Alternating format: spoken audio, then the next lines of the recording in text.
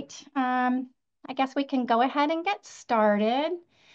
Welcome to the ACSD monthly webinar for December 4th. I'm Nancy from the STS. We have Banu, Leanne, Carol, Emily, and we have Melinda. And we will go ahead and get started. So just today we have a few updates, and then Melinda is going to provide some education on previous cardiovascular interventions. First of all, letting you know that the December training manual has been posted. Also posted is the updated procedure ID chart to include the multi-valve categories. And the Harvest 3 multiplier table has been posted. Here are some important dates. Today, December 4th, is our monthly webinar. December 18th, we will have our next quality improvement webinar. We have Amanda Ray coming to talk about decreasing blood usage. And I wanted to point out that we will also have our next quality improvement webinar, January the 15th. We don't have anyone signed up for that day yet. So if you would like to present any of your projects around blood usage, please email me, Nancy, or you can email Carol too. And let us know if you would like to present on one of our webinars. It doesn't have to be the January one. It can be one coming up if you can't do that one. December 23rd, Harvest 3 reports will be distributed. And again, January 15th will be the quality improvement webinar. January 24th through 26th will be the STS annual meeting in Los Angeles. Then February 21st, Harvest 1 closes. That's for OR dates through December 31st with an opt-out date of February 25th.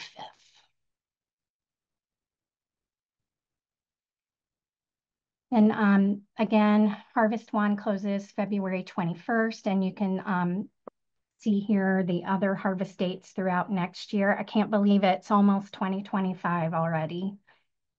The year went by really fast for me. Just wanted to remind everyone about our Facebook group. I'll give you a second to scan the QR code there. Our Facebook group is just for networking purposes. Sometimes we post some announcements on there and we share pictures of our pets. So join up if you can. It's been pretty fun. I've enjoyed it. Also wanted to highlight the Data Manager Collaborative. If you haven't signed up for that and you're interested, you can scan this QR code to sign up. This is what was formerly our Data Manager Mentorship Program. And that is another way you can collaborate with other data managers for education purposes or process improvement type things. And then also I wanted to mention our regional groups. We have 16 regional groups currently that cover 38 states. I don't know if any of you knew about or some of you may not know about these, but this is a good resource for education. A lot of these groups have some really good speakers at their monthly meetings. I would encourage you to check it out. For more information, you can scan that QR code. I learned how to do QR codes, so I got a little happy with those this month. But we will be having Judy Smith speaking at a future webinar, I believe in March, to really go into more detail and highlight the regional groups for us. So in the meantime, you can check those out on our website. believe that is all I have. So I will turn it over to Melinda. Thank you, Nancy. You're welcome. Thanks. Okay, so today we're just continuing our education where we left off.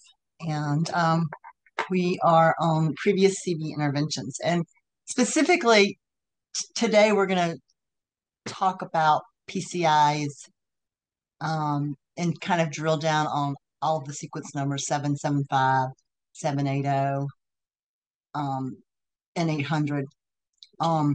When you look at what's in the risk model, sequence 775, previous PCI, 780 PCI performed within this episode of care, and sequence 800 PCI intervals. Those three are in the risk model, so it's important that we abstract those correctly. In addition, 775, 780, and 800 were audit fields in 2023. And probably as we've been continuing these educational webinars, you're sort of realizing that risk models are audit fields. So it's really important that we try to do the best we can when we're coding these. Next slide. Okay, so we're going to do polling questions. I think this is probably the best way to get conversation going and make sure things are understood. So if a patient came in for a PCI, but it was unsuccessful due to the CTO, which is a chronic total occlusion wire, getting stuck in the coronary arterial system, does this get captured as a PCI performed? Yes or no?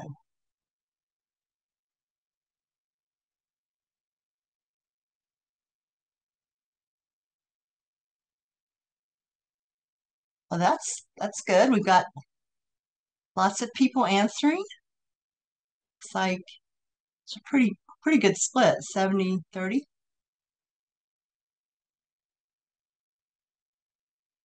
All right. So 70% of the people said the correct answer was yes. And let's see what the answer is.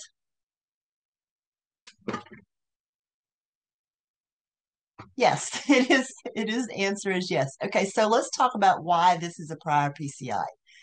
So first of all, a chronic total occlusion wire. Okay, so that's an interventional guide wire. Okay, that's something they're using, a specific wire that they're using to do an intervention. Sometimes when you read your cath notes, this may be all you get. The CTO wire got stuck. So knowing what the CTO wire is and knowing what it's used for is important. So they were actually trying to open this vessel using the chronic total occlusion wire. So that's an attempted PCI. So we will code that as a PCI. Okay, next question. All right, so when we talk about PCIs, we want to make sure that even if it's an attempted, even if it's an unsuccessful PCI, should be coded as a previous CV intervention. Okay, so what does that mean? Okay, so a PCI can be an angioplasty. That's basically a balloon. They're going in and just inflating the balloon. It could be a stent that they put in. It could be angioplasty and a stent. It could be a thrombectomy. They're going in and aspirating thrombus from the vessel. An atherectomy, they're going in and kind of breaking up plaque. It could be brachotherapy, or it could just be that they attempted to do any of these things. Okay, so the next slide.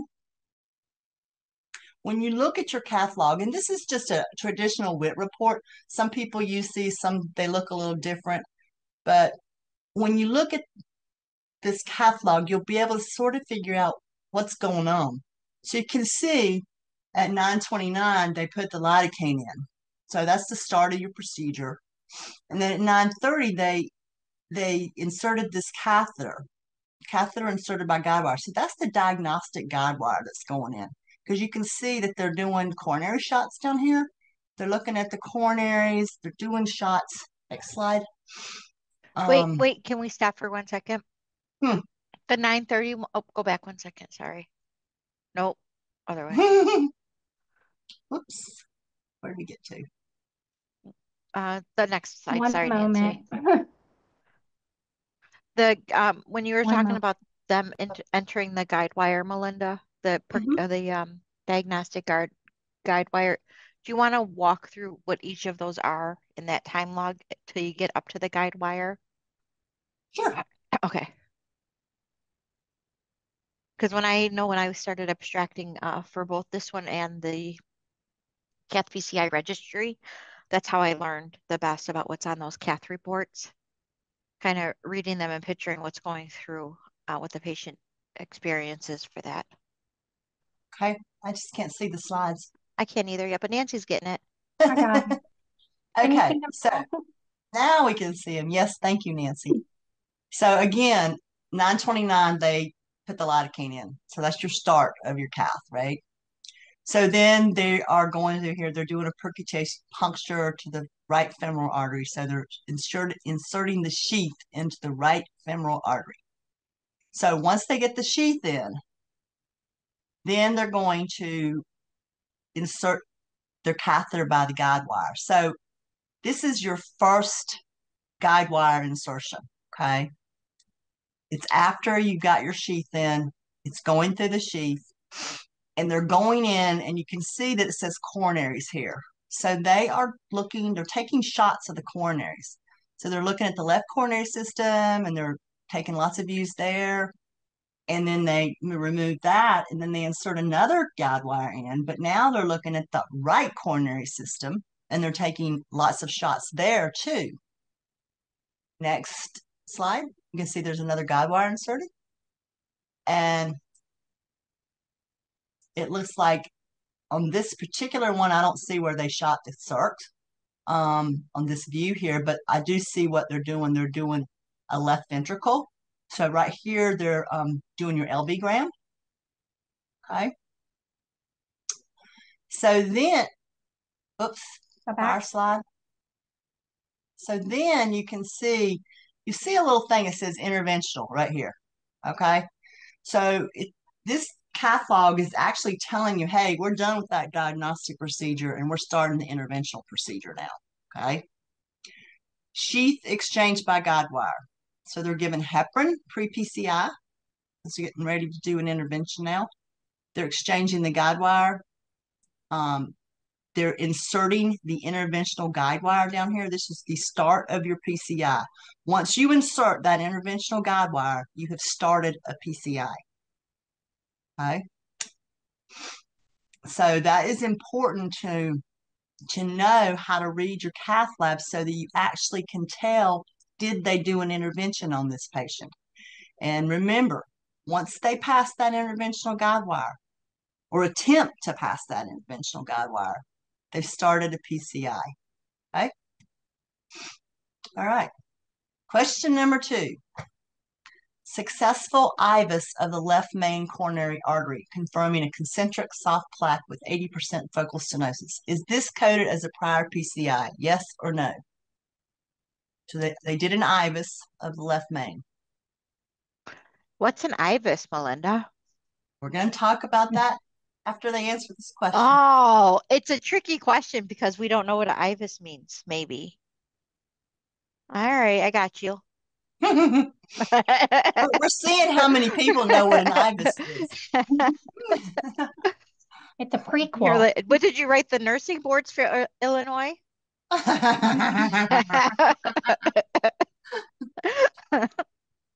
Just kidding. Trickster. All right, we got like an 85-15 split going on here. Okay, so let's see what the answer is. Oop, coming. The answer is no. Okay, so let's talk a little bit about why it's no. So first of all, I just want to preference this by saying that when you do an IVUS or an IFF, FFR, it has to be done by an interventional cardiologist, okay? It's just one of the things you need to know. You'll see it being done by an interventional cardiologist because, there's 2 types of cardiologists.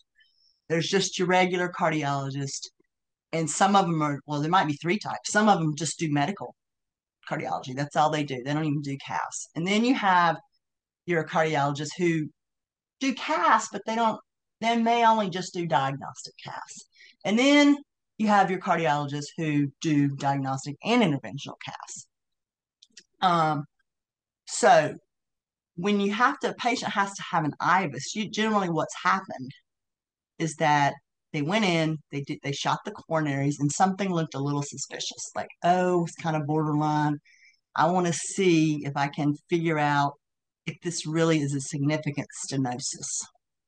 So they pass a wire to do the IVUS, but it's considered a diagnostic procedure. It's not considered a PCI in the cardiology world. And I get this question quite a bit in the mailbox, so I wanted to highlight that. Next slide. What does IVUS mean? It's an IV. Here we Oh, go. Let's look at talk that. about it. Thank you, Melinda. Let's talk about it. So these are all diagnostic procedures that can be done to basically determine if a stenosis is significant. So the FFR, you're going to see that. That's your fractional flow reserve. And it is used to measure pressure difference across a coronary artery stenosis to determine the likelihood that the stenosis impedes oxygen delivery to the muscle. So you might see an FFR done, or you might see an IFR. So an IFR is like an FFR, but you got pressure wires that are going past the stenosis. And then they may or may not use a pharmacological vasodilator or stressor. And so basically they are also looking for how significant this stenosis might be in impeding oxygen delivery. Now, an IVUS, a little bit different, but it's still a diagnostic procedure. It uses sound waves to access and characterize coronary lesions.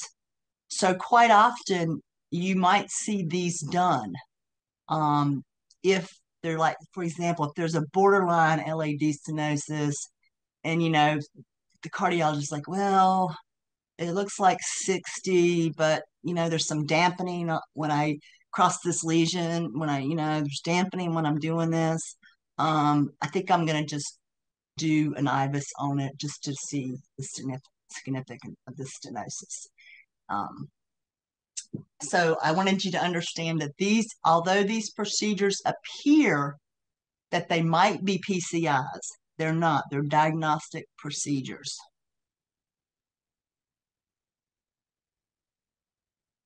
Okay. All right. Question number 3.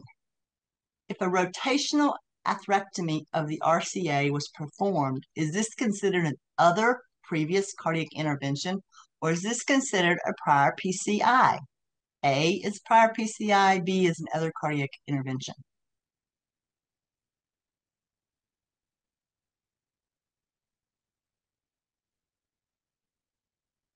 Well, they pretty much know the answer to this one. Look, we're at 85, 5, almost 85 with the right answer.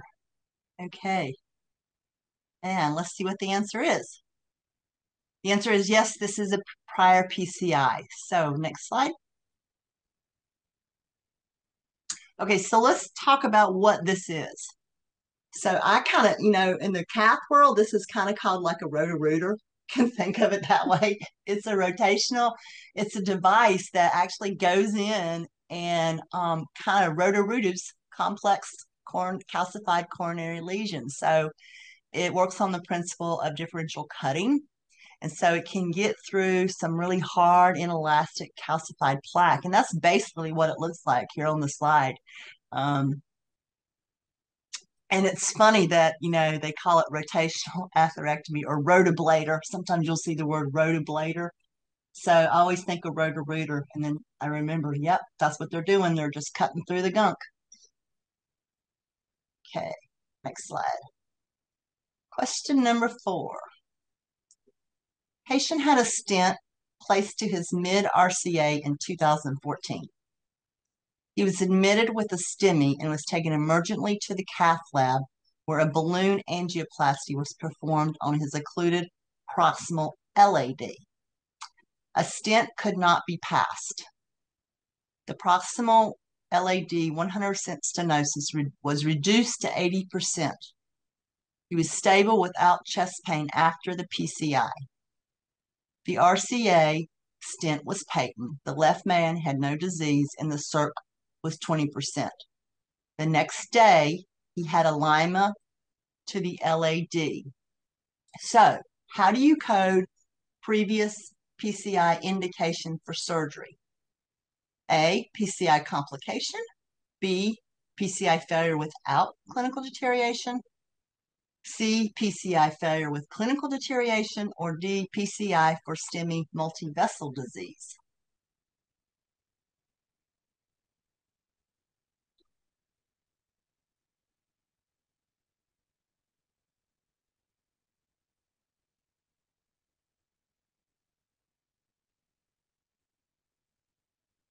I'm a little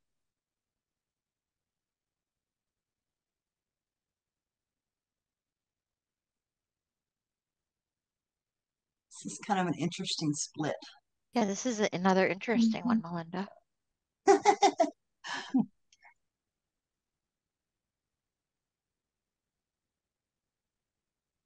Okay, so 58% says B, PCI failure without clinical deterioration. 37% say PCI for STEMI multivessel. So what is the answer? And the answer is PCI failure without clinical deterioration. So let's talk about why it's not PCI for STEMI multivessel disease. Because when you look at this cath report, he doesn't have multivessel disease. He has one vessel that's diseased. Even though he had a STEMI, he doesn't have multivessel disease. He has one vessel, proximal LAD, that had 100% stenosis. They ballooned it. They got it to 80. He was stable after his PCI. But when you look at his other coronaries, his RCA stent was patent, no disease. Left main had no disease, and his circ only had 20. So I understand, Carol, once disease, always disease, but currently for revascularization, this patient didn't have multivessel disease that need to be revascularized. So the best choice for this answer is PCI failure without clinical deterioration. Yeah. And we can talk about that once disease if you want. So when we look at this question, we need to think about two things. So 1170, sequence 1170, number of disease vessels. So Carol is right. This is two vessel disease. They can't see my comment, Melinda. That was just to you. Oh, they can? No. I saw it pop up. I was like, yeah, No, it's just to you. So Carol had said, yes, this is two vessel disease. And I said, well, it is I'm going to ask you just to address because we do talk about once diseased, always diseased when coding right. the number of diseased vessels, even if they had a stent placed and the artery is patent following that stent placement in a subsequent procedure. So I just wanted you to talk about that. Yeah, so we're going to talk about it. So 1170 is number of disease vessels. Okay, that's one field. And so in that field, it asks you how many disease vessels does the patient have? And when we're talking about disease vessels, we're talking about vessel systems. So the LAD system, the circ system, the RCA system, and then we look at the left main too, okay? So this particular patient, when we look at this cath report, has a proximal LAD of 100, went to 80, so that's disease for sure, right? Plus they had a prior PCI on it too.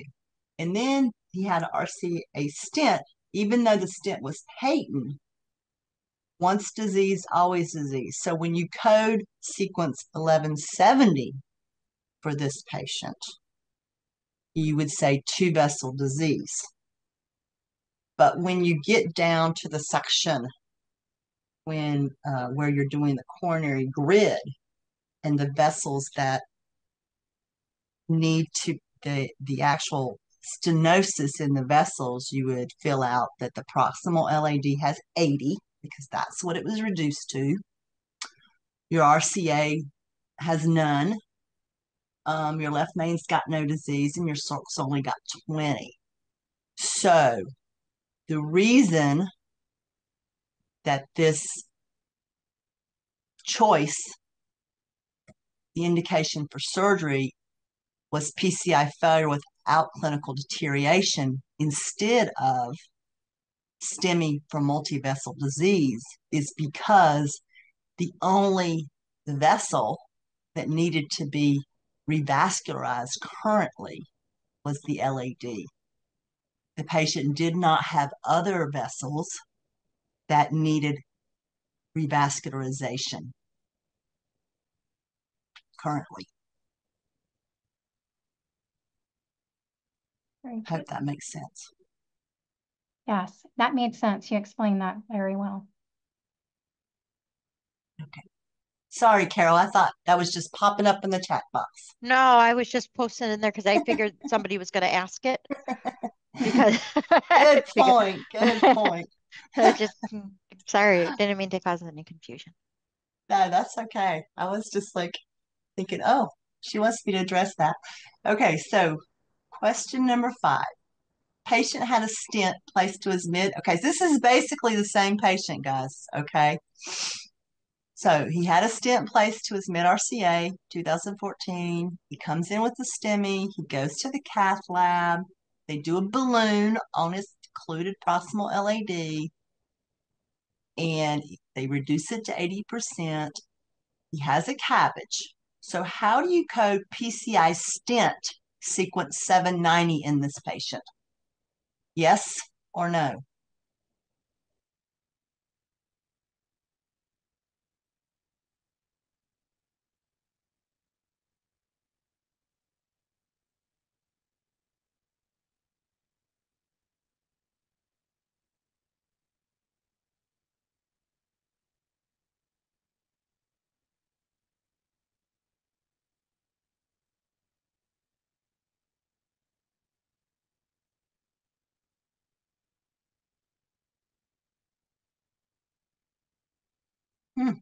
That's kind of interesting.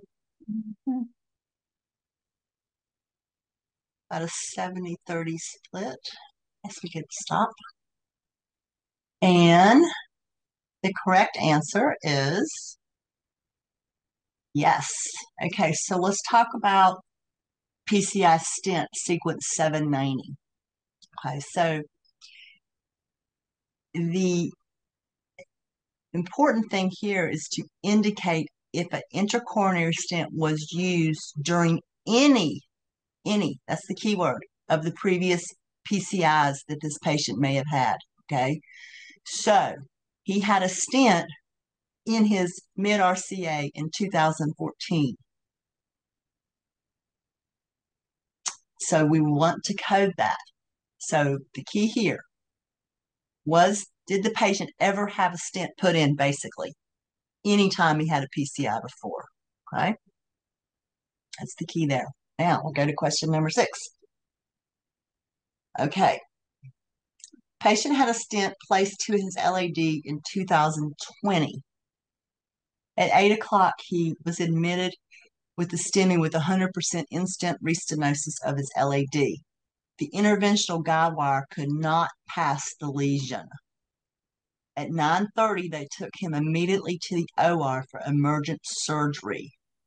How do you code PCI performed in this episode of care? A is yes at this facility, B is yes at some other acute care facility, and C is no.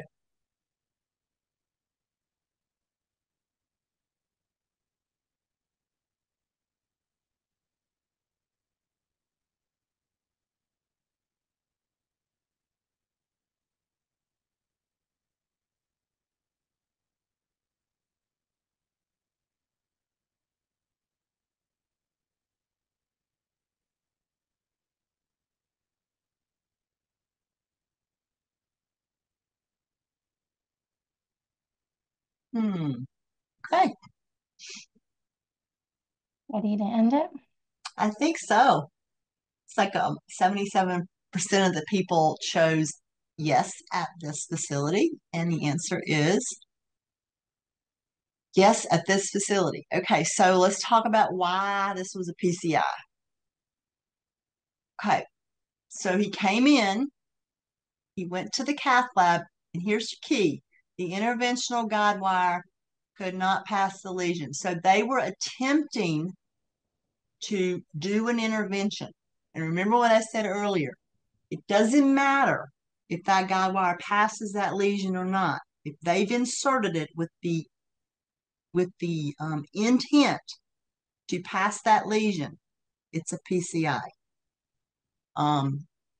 So that's why this is going to be coded as a prior PCI at this facility.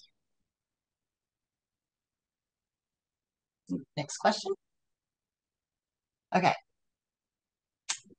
This is the same patient. Patient had a stent to his LAD in 2020. He came in with his STEMI. The interventional guide wire could not pass the lesion. At 9:30, they took him to surgery. How do you code previous PCI interval sequence in sequence 800?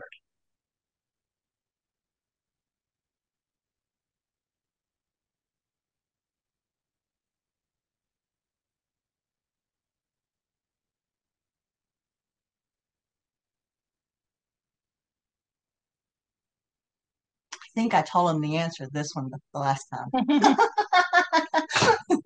Now that I think about it.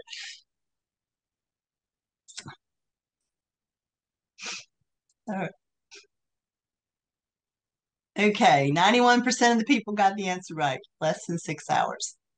And it is less than 6 hours because we remember we talked about this being definitely in a PCI because they passed that, they used that interventional guide wire.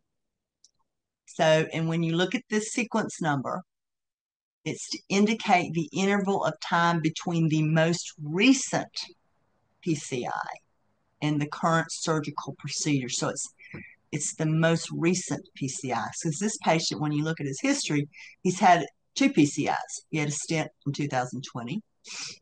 And then at 8 o'clock this morning, he also had an attempted PCI. So it's the interval between the most recent PCI and the current surgical procedure. I think that's all. Or do I have another one, Nancy? That's it.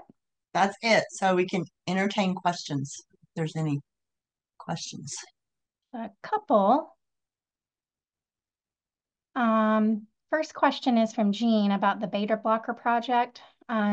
Just confirming beta blocker project ends after December 31st, 2024 cases. Take this one, Nancy.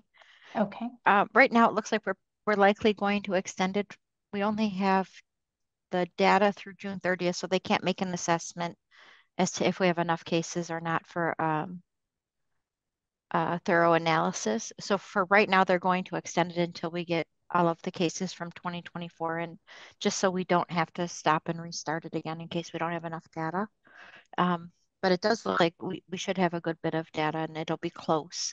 So we're just going to ask for folks to continue to collect that data until we let you know, and we thank you for doing that. Hope that helped. Thanks, Jean. We'll send out a notification too. This just came across from a meeting last night, and I just saw a couple emails come through. So this is just hot off the press kind of stuff. Thank you. Mm-hmm. All right, Donna is asking, when would we hear about the Data Manager Collaborative if we've signed up online? I am not sure of the answer of that. We'll have to get back to you. Carol, do you know? Yeah, Addie is not on the call. I know there was a backlog, but you could reach out to the STSDB at sts.org. Addie manages that mailbox, and she's the one handling this project, so she'll be able to give you an answer on that. Thanks, I Carol. can put it in the chat box. All right, Mary. So if two vessel disease, but abstract 80% for proximal LAD and no for other vessels.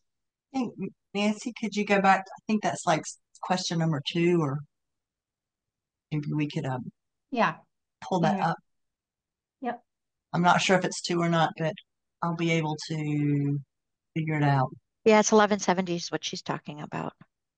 Yeah, so maybe it's not 2, so maybe it was 3 or 4. I don't remember. Nope, it's not 3. Was it 1, Melinda? There it is. I think it's this one. Oh, that one. Okay, so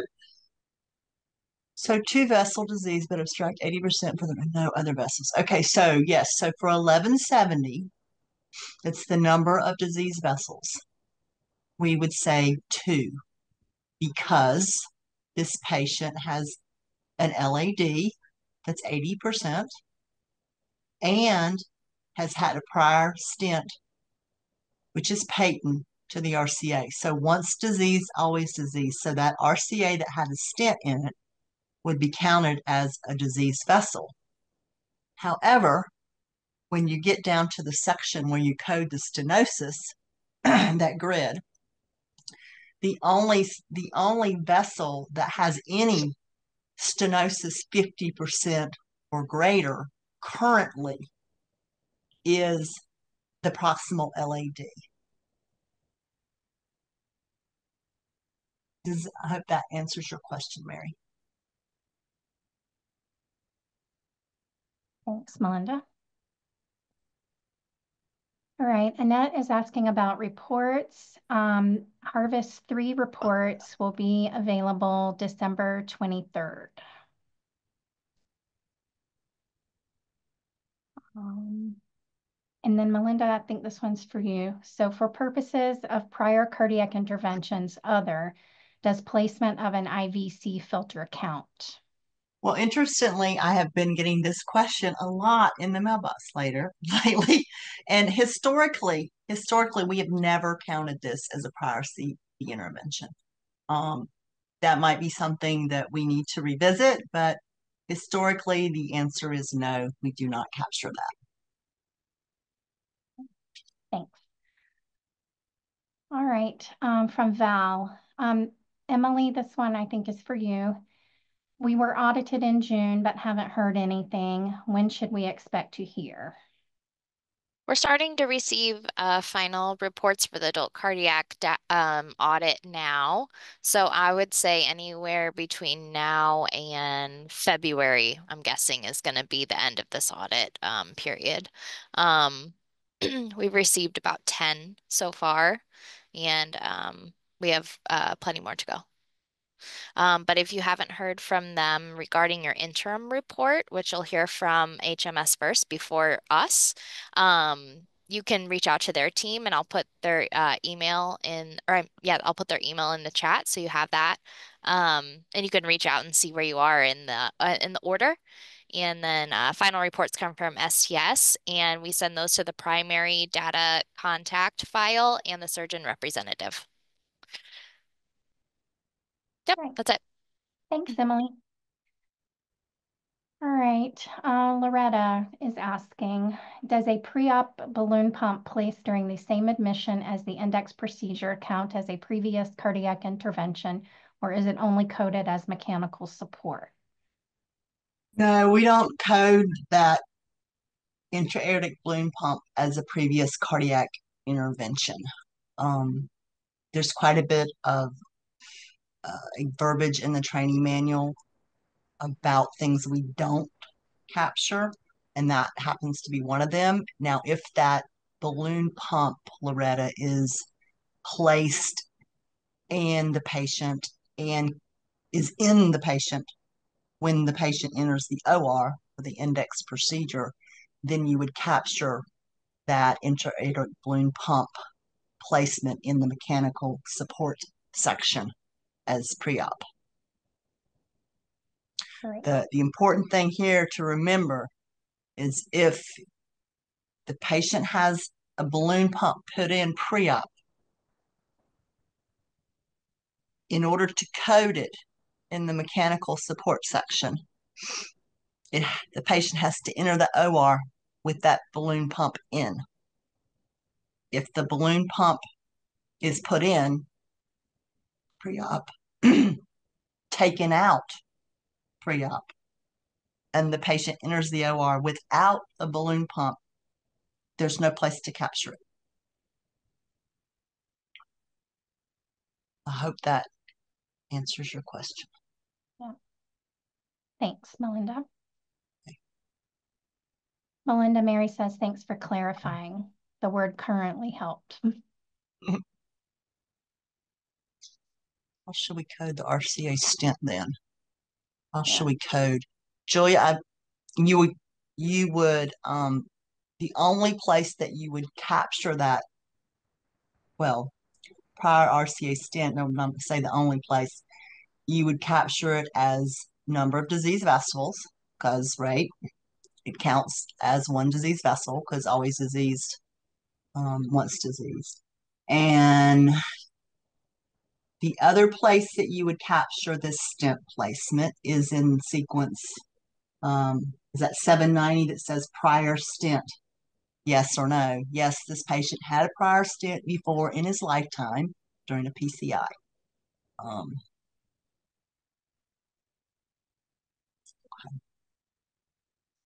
Julia says it's two vessels, but the RCC, yeah, the RCC is patent, but when you code number of disease vessels,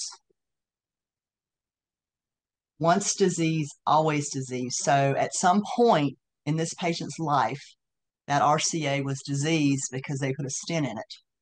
So we're going to count it as a diseased vessel, even though it's not currently stenosed.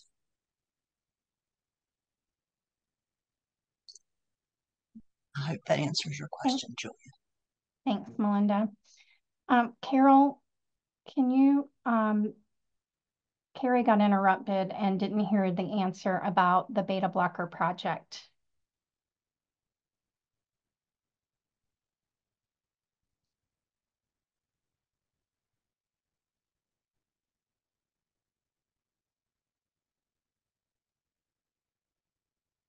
I can't,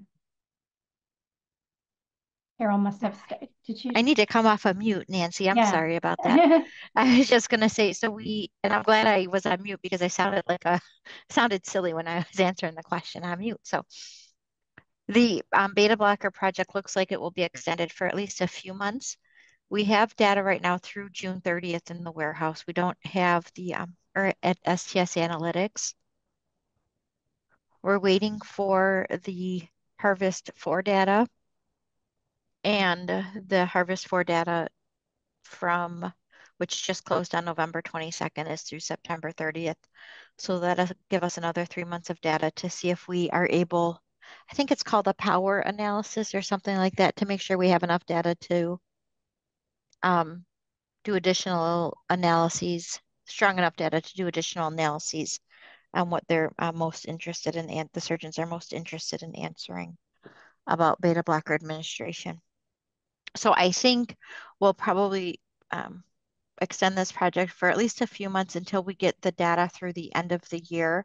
Remember, Harvest 1 closes in February of 2025.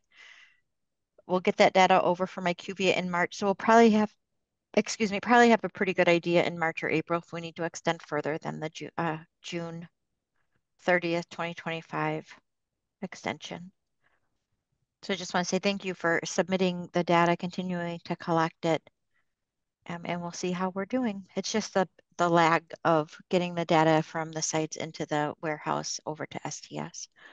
That's giving us a little bit of a headache right now. Does that help? Carol? I hope that's helpful, Carrie.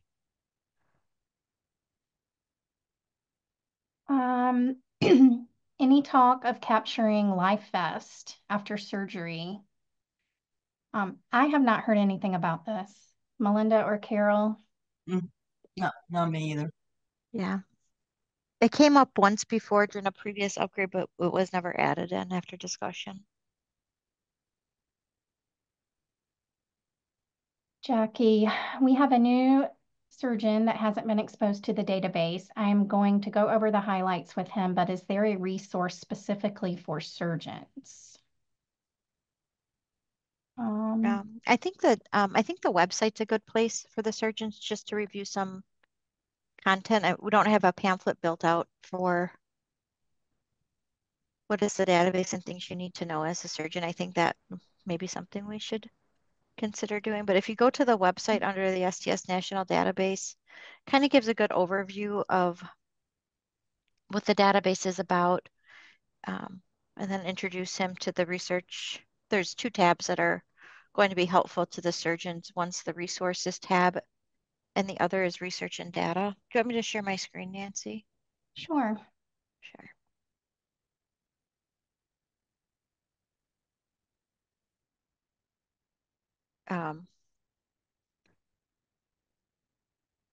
So the two tabs I think that are probably going to be helpful are the resources where the risk calculators live, showing the new surgeon the risk calculators, the patient safety surgical checklists, things like that from here. And then the research and data tab will take you to the home of the database.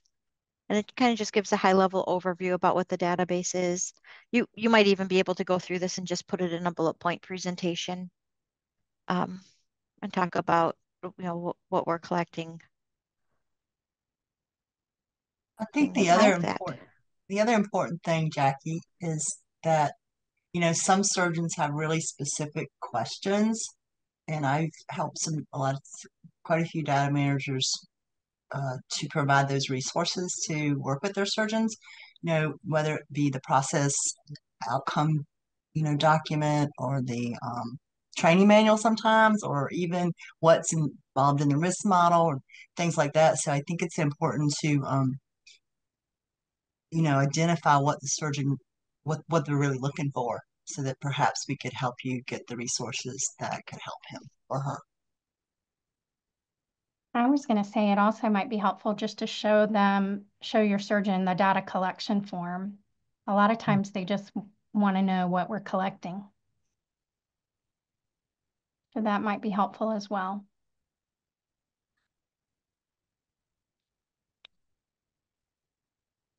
Loretta said, thank you. That's how she's been coding that answer. Okay, Melinda. So if there was an attempted LAAO which was converted to an open heart procedure, would we capture the LAAO as an other previous cardiac intervention? Okay, so yes. And so let's talk about why. So this is a procedure that was aborted, but it was aborted and converted to an open procedure. So in those situations where you have a procedure that is aborted, but it turns into an open surgical procedure, then we have language that says, yes, you can capture that as a previous CV intervention. Now, for this particular attempt, LAAO, I'm assuming this was a transcatheter procedure, because it was probably done in the cath lab.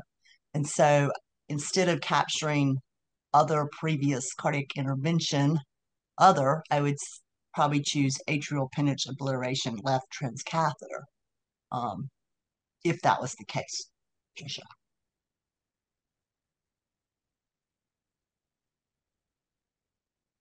This is from Miko. For deep sternal wound infection at 90 days, the guide says code unknown. Oops, lost my question. The guide says code unknown if there is no deep sternal wound infection at 30 days, if not following 90-day infections. If a surgical site infection at 30 days progressed to deep sternal wound infection after 30 days, should this still be coded as unknown? Well, Miko, it really depends. If you routinely do not follow 90 days, then, there's instructions that you can just put unknown. But for your own tracking purposes, if you don't routinely do it, but you just happen to come across this, you may want to enter that as yes, just for your internal purposes. But per the training manual, if you don't normally do it, you don't have to do it.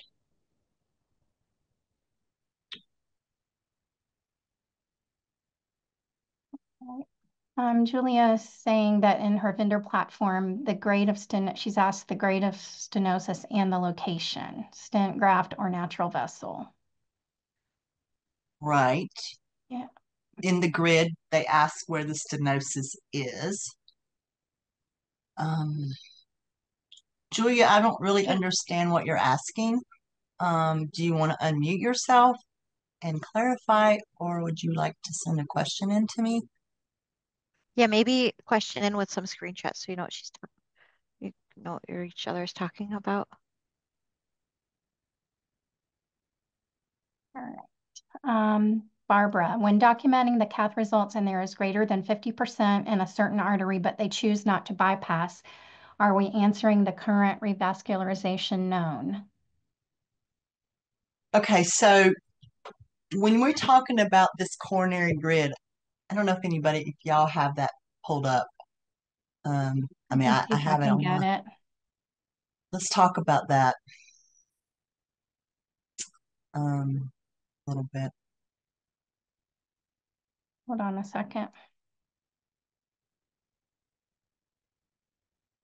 What's the 1174 is where it starts. 1174. Okay. 1 second.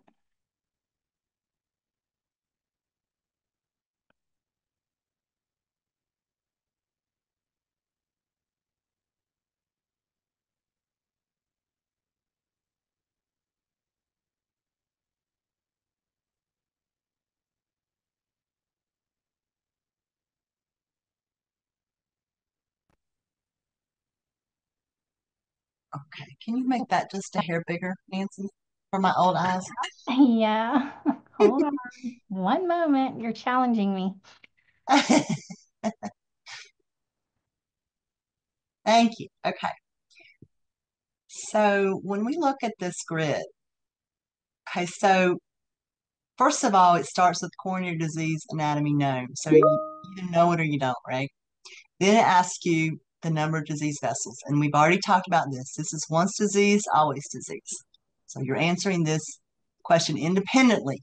Once disease, always disease. Then it comes down and it's talking about the current stenosis in your coronary vessels. Okay. So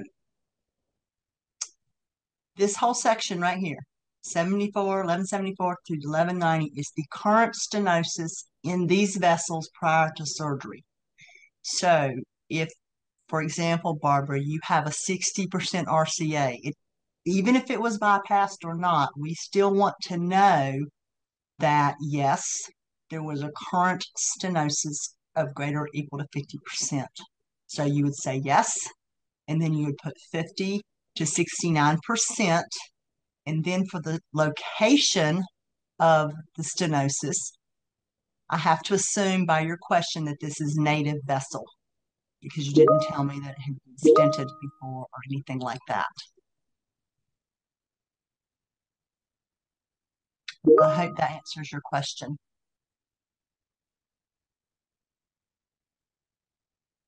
All right. Thanks, Melinda. Oops.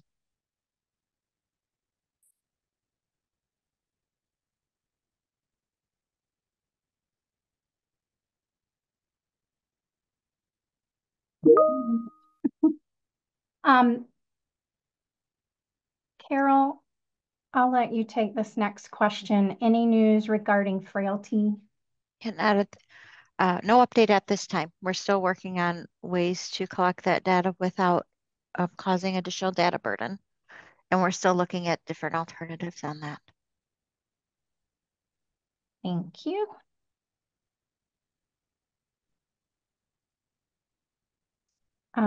Lisa, how is information passed along to the surgeons from the STS? We have webinars and AQO, but how does the STS make them aware of anything upcoming or new? Sure. We send out the STS Weekly News, which has that, the STS News. They also have webinars. If you're speaking specifically to regarding the database, we usually share that information with the data managers, and then they're the ones to educate their surgeons on any changes that impact them. And then at the STS annual meeting, there's Oh, sorry. sessions. I knew I knew I was forgetting something major. I'm like, wait, I had three of them before I even started, and that was the third one. Thanks, Emily. And then there's also articles that are written in the annals, right? Yep, the annals and then the STS annual meeting. Yeah, those are Thanks, two Carol really and good ones. Emily. Thank you. Julia, the questions regarding beta blocker initiative go to Mr. Meehan. One question related to elective cases. Patient took beta blocker at home, but no exact time before admission. That question would go to me, Julia. Yeah, And yeah. that's a clinical question. So, can you send that in? We do have language. I know there's specific language in there in that part of the training manual about that, but I'd like to know a little bit more information about this so I can answer you intelligently. Thank you. Thanks, Melinda. Oh, and Jackie said she was going to go over the data collection form with her surgeon too, and she loves a new surgeon that wants to learn. I do too. I do too, Jackie. All right, Karen, is STS's definition of PCI consistent with NCDR's definition of PCI for submitting PCI data? Yes. Yes, it is. Thank you.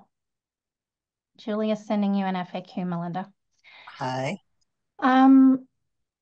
Marina's, to Julia, you do not code the RCA in that area because is currently patent, although at one time it was stenosed. You count it as a stenosed vessel, but don't answer those questions about the vessel if it's now patent. Great summary, Marina. Thank you, Marina. Says she understands Julia's confusion. Yes. We've all been there. And Barbara says, yes, she does this. Thank you. Thanks, Marina. All right, Madison, how do you code the child fields for vessels when the patient has a history of 3 vessel disease and cabbage times 3, but did not have a repeat cath within 1 year of the procedure? Madison, you need to send me that question because it depends on several things. I need to kind of know what the procedure was he having now, the time frame between, and et cetera, and we'll work through that. So can you send that to the mailbox? Thank you. Lisa says, thank you. And Giselle, would we enter a beta blocker module on an emergent case?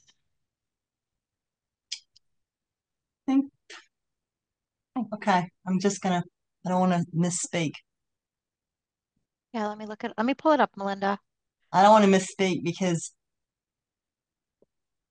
it's only because I don't get that many beta blocker questions. So it's like, okay, I don't want to get this wrong. It says, I think I know the answer for sure. Uh,